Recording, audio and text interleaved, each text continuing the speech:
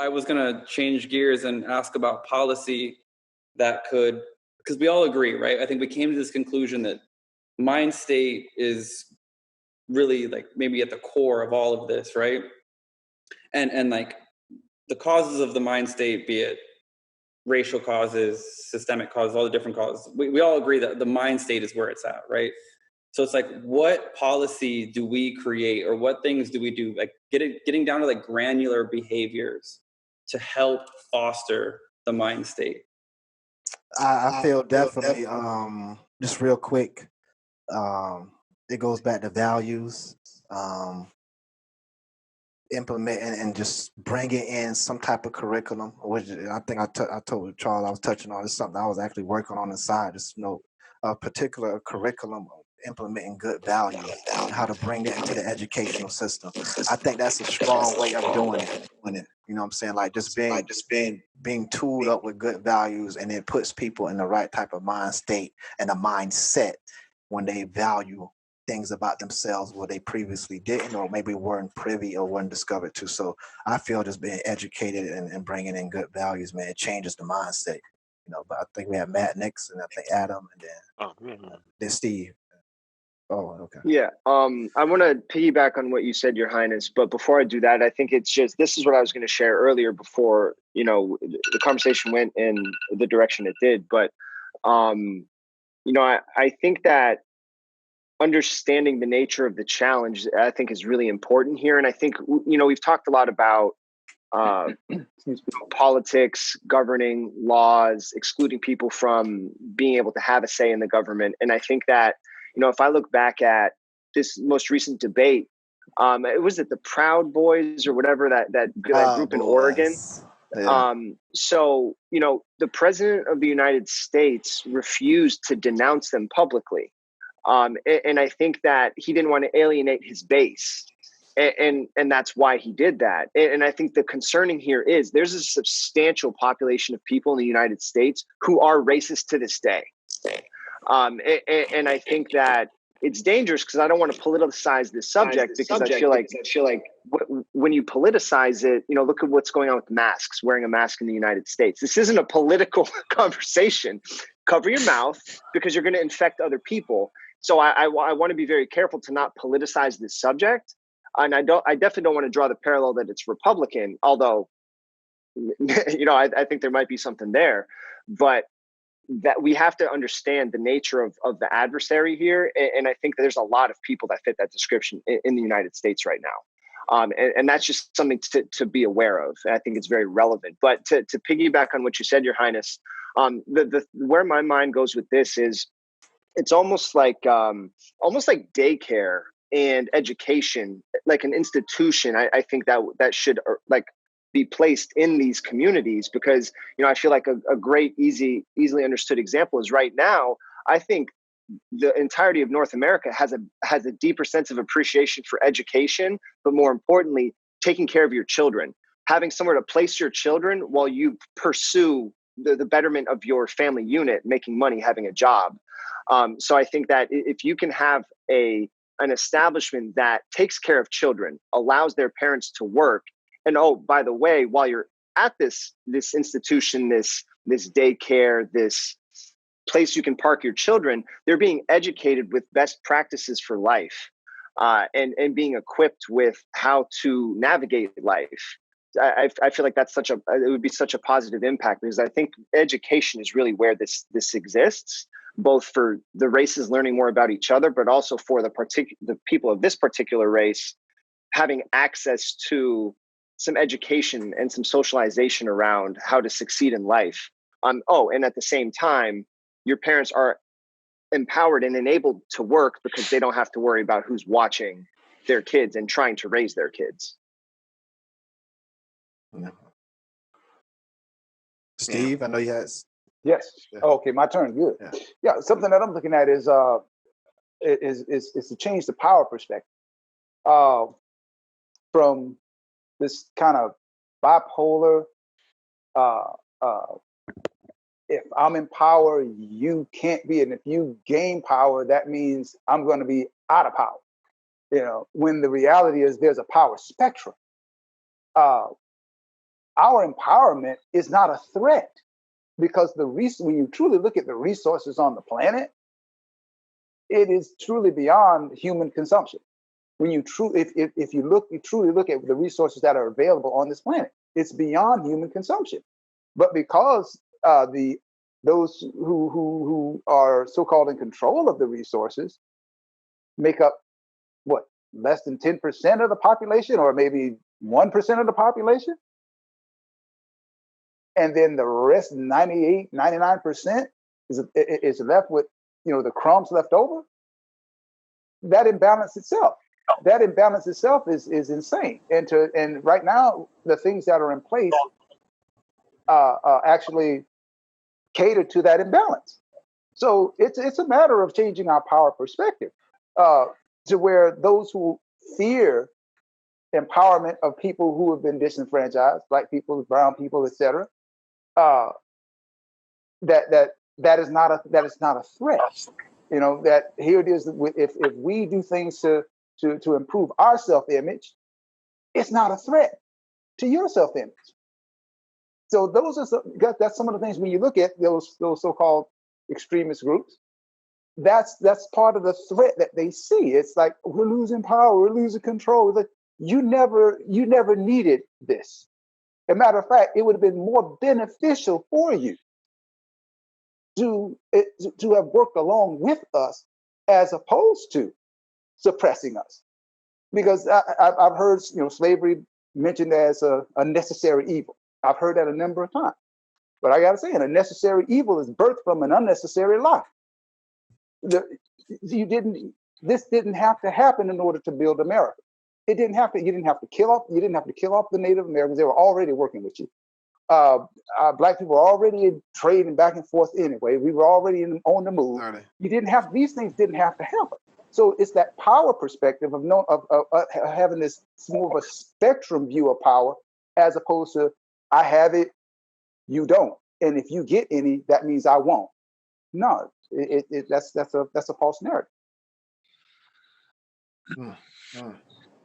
I don't. Is it on? Sorry, is it you, Adam? Go ahead. Yeah, Sorry. you can go. Yeah, I mean, it doesn't matter. I was just gonna say, just kind of building off Matt's point. I would, before I even say that, I would say, what sparked this. I wouldn't say 100% that I'm all about the mentality of it. I think that's one component of everything, and an important one. Not minimizing, but I wouldn't say that's like it. But to kind of build on like what Matt was saying, I think he started in like a good place, right? Like educational opportunities, right? And I hate to keep going back to this, but I think all of these things are tied a little bit into like systemic issues that face the Black community, right? And I don't even say this from a theoretical standpoint. I say it from anecdotal evidence of witnessing it myself, right? From when I was in college and I, started this nonprofit and worked with kids in this neighborhood, right? Like I worked in government housing with young Black and Hispanic kids. And, we did study programs for them and stuff like that. The level of effort it took just to get these kids the same educational opportunities that, let's say, I had were insane, right? Like I had to like walk these kids like, 20 minutes to get them to the library just so that they had access to internet so they could do their goddamn homework, right? Like there's this huge gap in the access to education between these marginalized groups, and it's usually dictated by wealth, but money, but it's disproportionately impacts Black and brown people because they got less money. But our education systems is at least like take for Florida, for example, our education system is built off of like property taxes, right? So poor black people live in poor neighborhoods. Their properties are worth less. They pay less in taxes. They generate less tax revenue for their schools. They have shittier schools. They have shittier teachers. They have shittier supplies.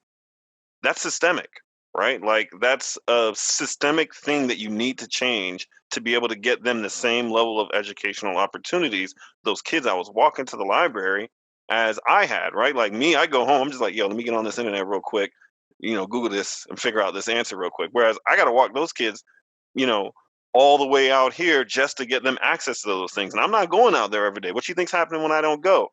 Them kids chilling at the block, hanging out, right? So, again, to kind of build on like what Matt was saying, I think, changing like the system that starts from like a very young age of giving these kids equal opportunities and education and access to create that new mindset is incredibly important. And I would say like that would be like an enormous first step, right? Young Black kids and brown kids having the same education as everybody else and having access to the same supplies and resources. Huge. And that's something that's incredibly specific and incredibly doable. Yeah. Yeah. We got Matt. I got Richard and then Matt. Yeah. I bet. And again, it's, I sound like a parrot here. I'm like kind of repeating myself. But in line with what Matt said, and I think what Adam expounded on, it's adequate programs, right? Programs that specifically address and solve for what I think we're saying is the issues. So in practice, it's not enough to say, I'm going to give you these dollars, right? Because the dollars don't address what I think we're all acknowledging is the broader sort of like not pathological, but like, the broader problem, I'll just say, right? So, and I have my own sort of example, right? I've had an opportunity to learn a lot about and work with people who are close to social equity programs, specifically as they pertain to cannabis. And these are programs established by the government because Black people, and specifically Black and brown people, were disproportionately affected by this sort of rise of cannabis as an industry. And so the program is simply, hey, we'll give you this license, right? Now, on its face and in a vacuum, that program is great, right? Like, if you make a certain amount of dollars or under a certain amount of dollars and you have a certain background, you qualify.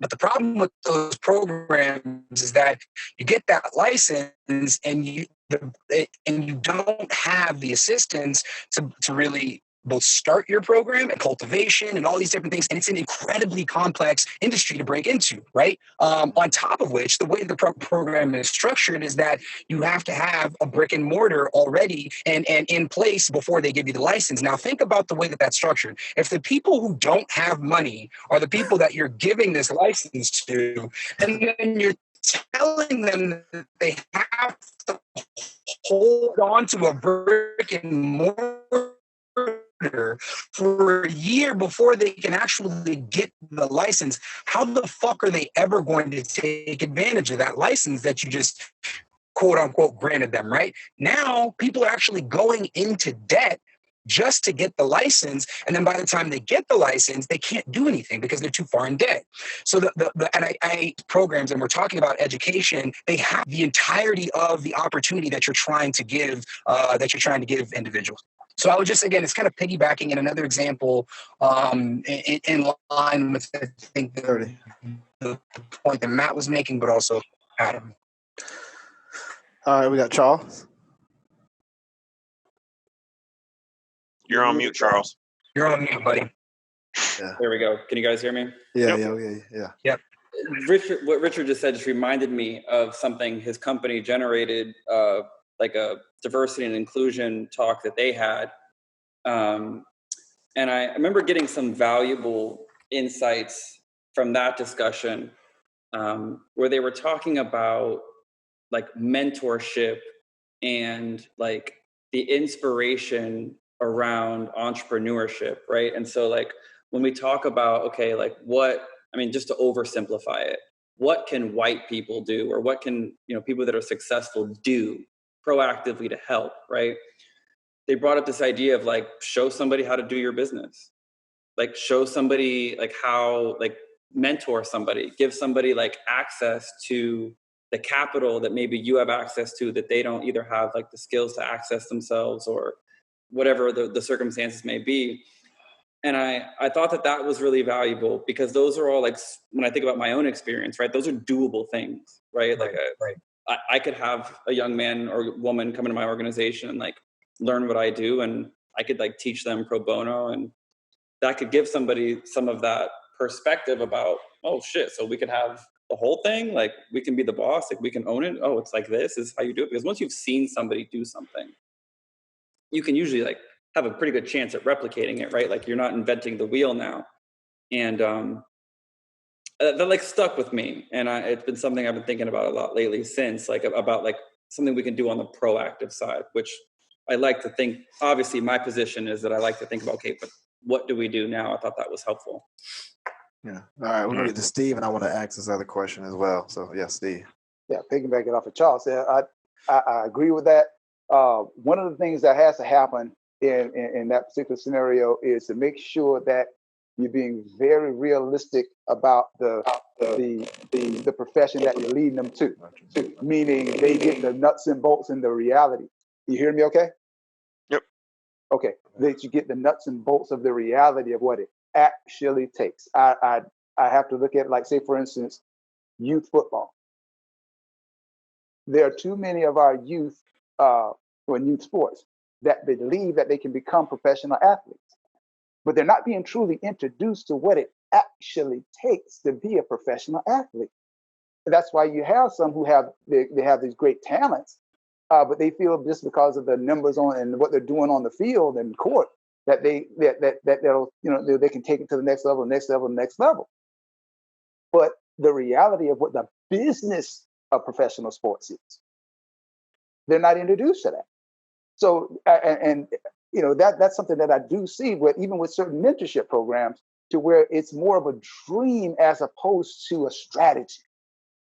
So when you're working with the youth, that they're actually, when it's all said and done, there's some, and of course there's X factors in, and that's life. Life is an X factor, but they have the nuts and bolts of what it actually takes, the conditioning and positioning that's required, the socialization, all of these factors that it actually takes. And even if they don't make it, there's a level of excellence that they're already operating in that they can actually apply it to another area.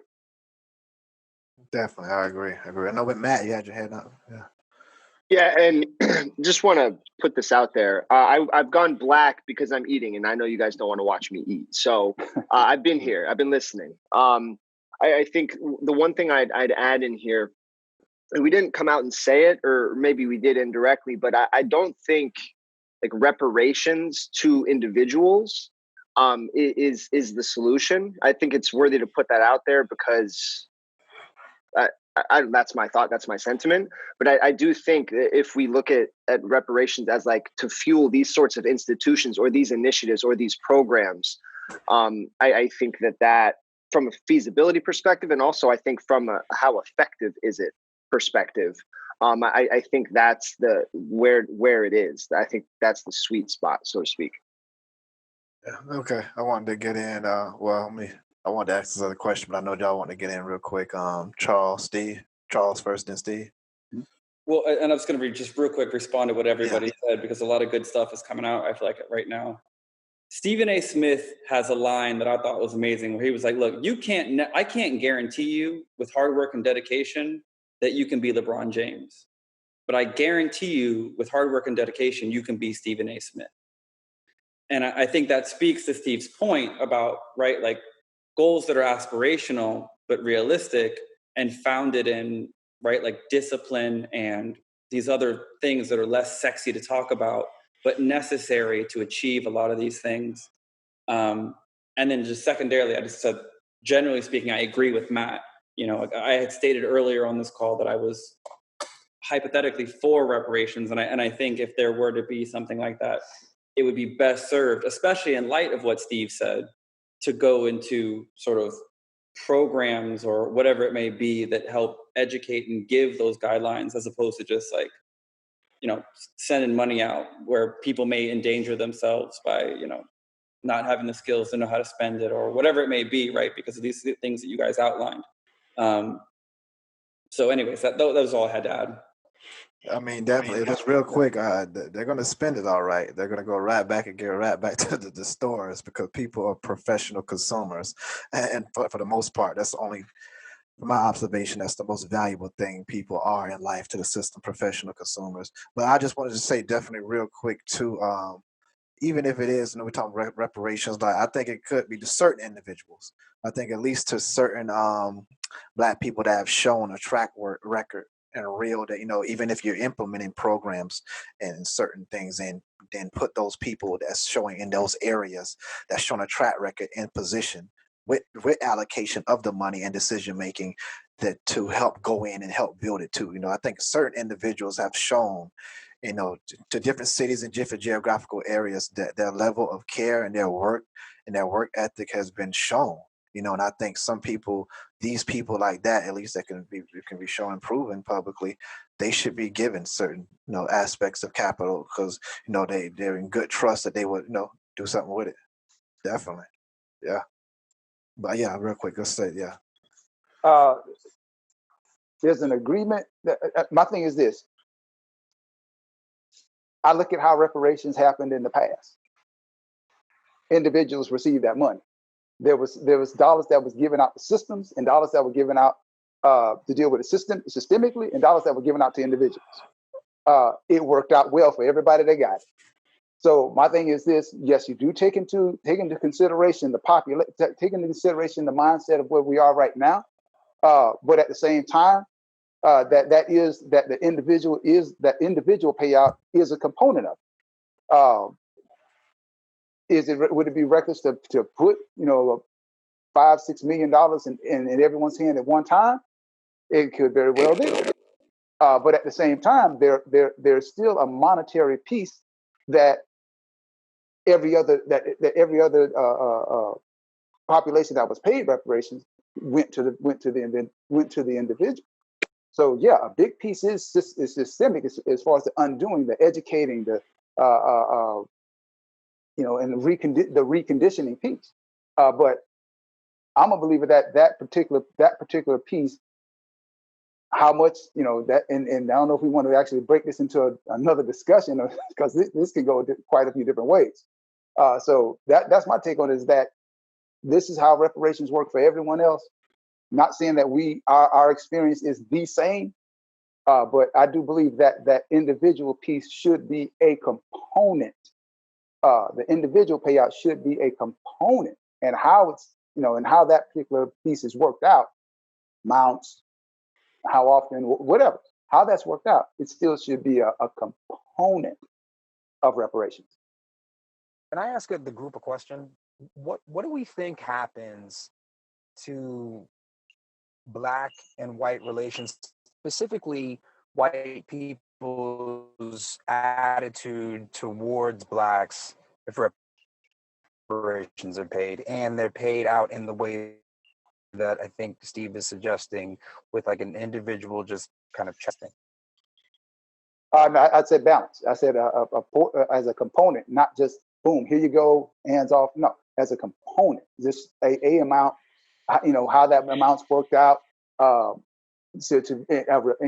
how we determine what that responsible amount would be, type of deal. Because ultimately, when you look at reparations that were paid out in the past, it was monetary.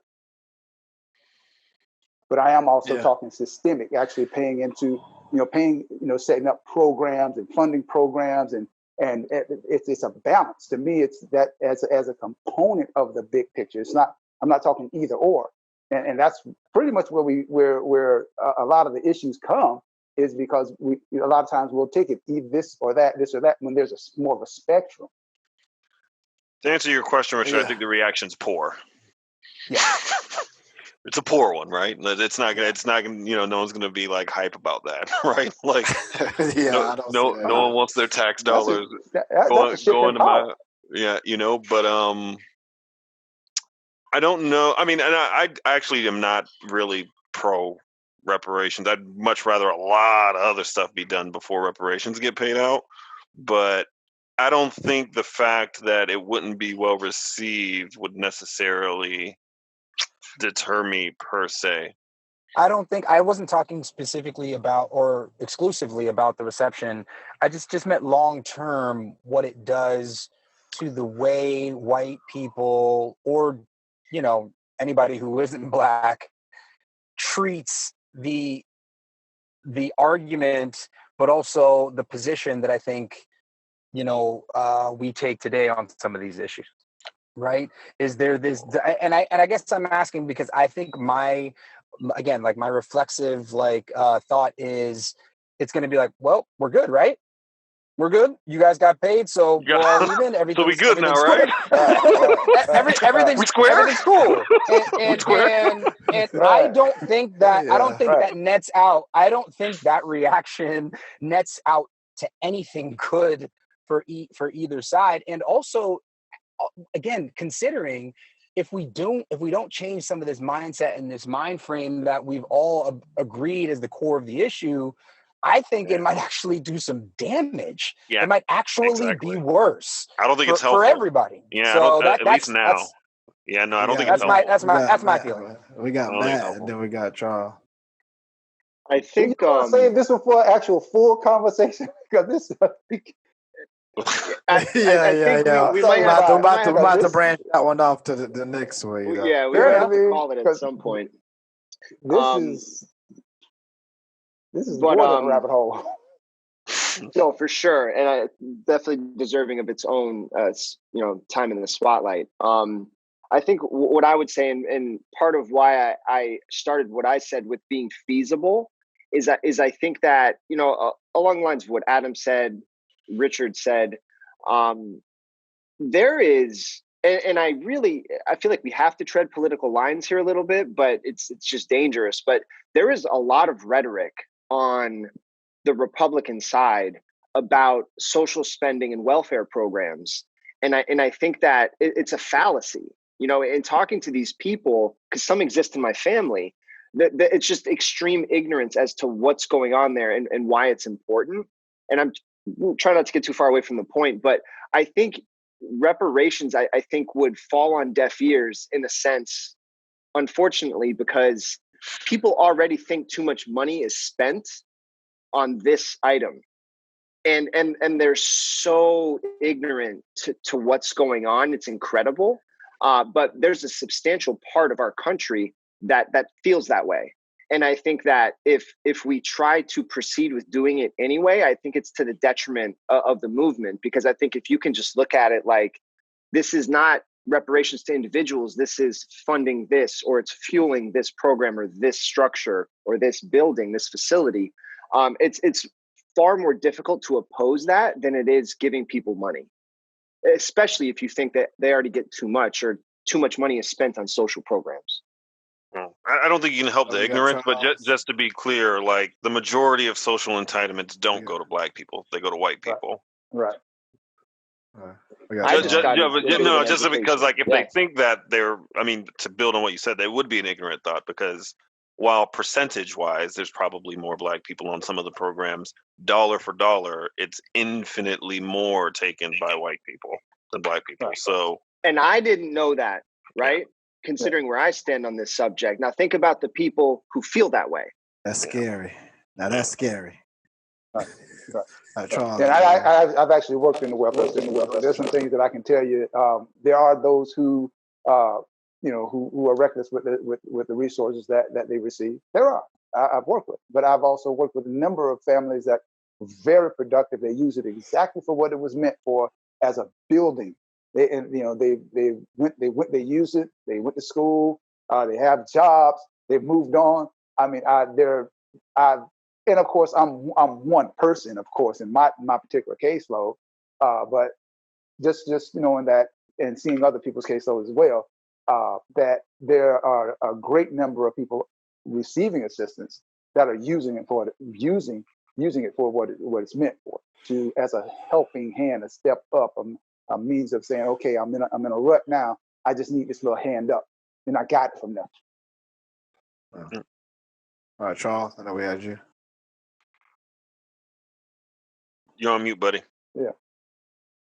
Try to touch everything briefly and kind of work my way backwards. I totally agree with Steve. I think when it comes to welfare programs in general, you have to take the good with the bad. You have to, you're always going to have some unintended consequence. So you might as well just accept that, like some, percentage of people are going to abuse the funds. Like, the measure of a society is like how low someone should be able to fall before they hit the safety net. And it should be high enough that you can recover your life if you're unlucky, because bad luck happens. And people need to relax and stop crying so much about the few people that abuse it. Like, whatever, we can afford it. On the side note, real quick though, I'm still waiting for exactly know what exactly luck is, but that's a whole nother conversation. Yeah, I also agree with whoever said that welfare programs go to white people, and I probably mean it in a different way, but trust me, Republicans are down for social spending when it's called PPP and it goes to businesses and it bails out and it flattens the curve for their rich friends. As far as like reparations go, I think Steve might have gotten misrepresented. I think what he said is probably the right answer, which is if there's going to be reparations, they've got to be balanced.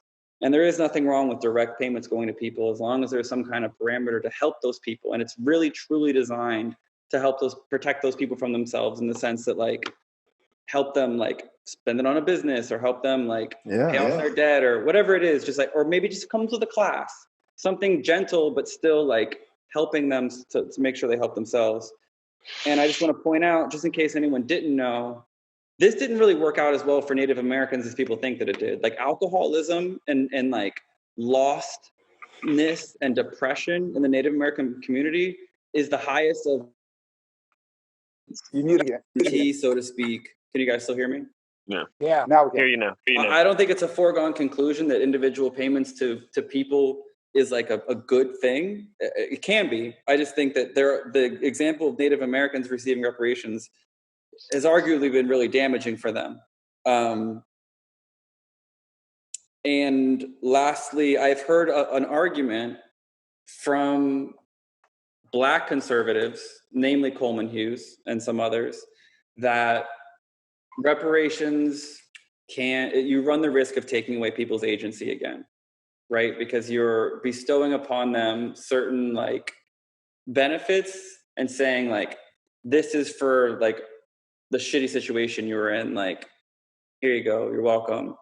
And that can have unintended consequences of making people feel like they were not in charge of their own outcomes. And it sounds silly, right? Because if someone's trying to give me money, I'm like, well, that's the least of my problems. Like, at least I got the bread to like do something and achieve something. Yeah, I was about to say I think a lot of Black people think they're already not in control of the outcome of their lives in a lot of situations, regardless of whether you send them that check or not. Exactly. And so I'm not so sure that Coleman is that convincing in that sense. And so I think that there should be something on the table, at least, man, to like try to level the playing field and give people some access to things that just they don't have access to now. Yeah, I think it's like you said, like thinking about in the context of what Steve was saying also, I think it depends on how it's, dispersed, right? Like, how it's dispersed, what is it tied to, what kind of programs associated, because I'm just like, I think when most people think of reparations, like, hey, here's this check for $50,000, or whatever amount of money. And I think that most people would agree is probably not going to solve the problems, right? Like, it might help a couple individuals here and there, but there's a lot of underlying issues that money is not just in and of itself going to solve. So I think it could be part of a larger solution to address a number of issues, like just to like talk on like Richard with the social equity programs in the cannabis issue, right? Like getting funding through some kind of reparations program where that, is only accessed by marginalized groups, coupled with, some training and this and that and all of these things. That makes sense to me. I would be for something like that. But just doling out $50,000 checks. I'm just kind of like, I don't see that solving a lot of problems. You don't want to run this to another conversation, man. Yeah. But don't get me wrong. I'll take that check though. Be real. We could go to another conversation, but be personally, give me the money. Yeah, I was about to say, give me that check. Because honestly, just I can't speak for nobody else, but my heart lies. Trying to get, it's hard to get capital, man. Sometimes it's just hard to get it for anybody. And then for Black people, that's a whole other conversation. You know what I'm saying? But just doing so much stuff I've done, just everything entrepreneur work out of my own pocket pretty much. You know what I'm saying? Not getting no handouts from nobody else. Just trying to be smart as I can with my money. But having and trying to get certain amounts, other amounts of money, just wasn't able to get it. But knowing if I were able to, the stuff that I would do to it, certain facilities I definitely would construct up and build up and put in certain programs, like, and really like transparent with the whole, anybody that comes around and want to see it's penny for penny. You know what I'm saying? I know it's other people that's like me, give me the money and I'm going to show you exactly. It's going to turn from a theory and the concept to real life. You know what I'm saying? That's why I'm even glad that we even having conversations like that. Even like I told you, Charles, before, that even we were even willing to link up and even discuss about helping out. You know what I'm saying? Helping out in other ways, financially and other ways. You know what I'm saying? So because, certain people, I think they need to have the money in their hand, man. They've shown you already without the money. They've shown, you know what I'm saying? And if they have it, they're going to do certain things. I think, certain institutions, some people, they know that. So they're going to deny loans. They're going to deny this. And they're going to make it harder to get this. I know we're talking about reparations, and that's another case where you just like, here you go. So, if you hand it out, give it to me, I'm going to go do what we do with it. And we're going to make it work for the people that really need it. You know what I'm saying? Really need it. But the thing about reparations is you got to understand the key word is repair.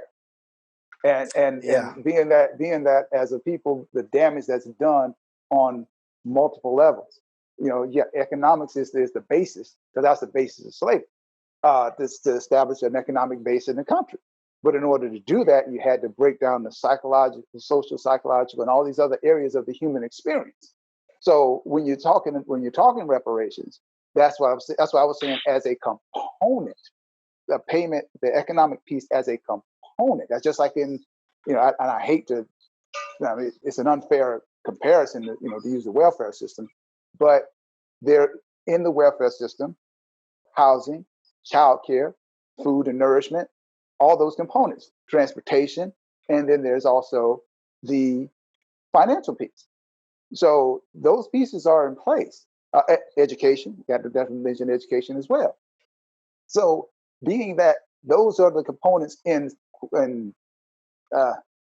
bad equivalent, not even close to an equivalent in welfare, and develop person, I'm seeing that the monetary piece should be a component along with these other areas, because like I said, the key understanding for me for reparations is repair what was done and continues to today, so that the power can be distributed equitably, and then from there, those who have the mindset that that power gained by others is not a loss of power from you. It truly, there's plenty of power available, and it's not a threat. Yeah. Repair. So I think that, Adam, I think specifically, I think you're downplaying the nature, degree, and severity of what opposition to trying to do something like this would be. I think that it's incredible. I think the degree of opposition that this sort of initiative would face. And I think some of it's political. I think some of it's ignorance. But there's just such an opposition to it that, like, for me, like, I always try to think about nature of the problem, how do you fix it, and like what's the feasibility of the fix. I think that the opposition to this would be so strong that you would almost have to precede anything like this with education. And I'm not talking specific to the Black community. I'm talking about education to the white community about the Black community or about the history of this subject, because I feel like without that, this would never come to pass. And I hate to even say that, because I feel like it's kind of, I guess you could call it pessimistic, but I just think the nature of the opposition to something like this in the United States is incredible. Yeah, no, I'm with you. Like, I agree. I'm not necessarily pro reparations in and of themselves. And I do think, like, just to build on like some of these conversations that we're talking about with, like, business opportunities, lots of states do have programs, right? Like, there's a lot of MBE programs now. And just to build on that with Richard's conversation about the social equity programs with the cannabis, their implementation isn't always awesome, and there's a lot of work that could be done with that. But there are a number of like MBE programs, minority business enterprise programs across many states that provide funding for minority businesses to get their businesses up and running. Now, there's lots of holes and gaps in them in terms of who actually ends up taking advantage of them. If it's really people that are in need of the assistance, a lot of times, like, people circumvent the systems by attaching people onto their businesses just so they can get access to some of these low interest loans or grant money and stuff like that. But there are programs in place, right? Not every state, but there are states that do have these programs in place. So it's not a foreign concept, right? Like, it exists. But don't mistake me. I'm not saying that we should or shouldn't do reparations. I would have to see exactly what that program looked like. But I just think the typical conception of what we think about reparations, or I should say the average person, what they think about it, they just think about a check going to somebody for X number of dollars because they're Black. I think that will be incredibly poorly received and has almost no chance of getting passed. And I just want to be clear, I'm not arguing against it. I'm just like, in the spirit of like putting it all on the table. I do think that's a challenging element for sure. Conversation. For sure. Yeah.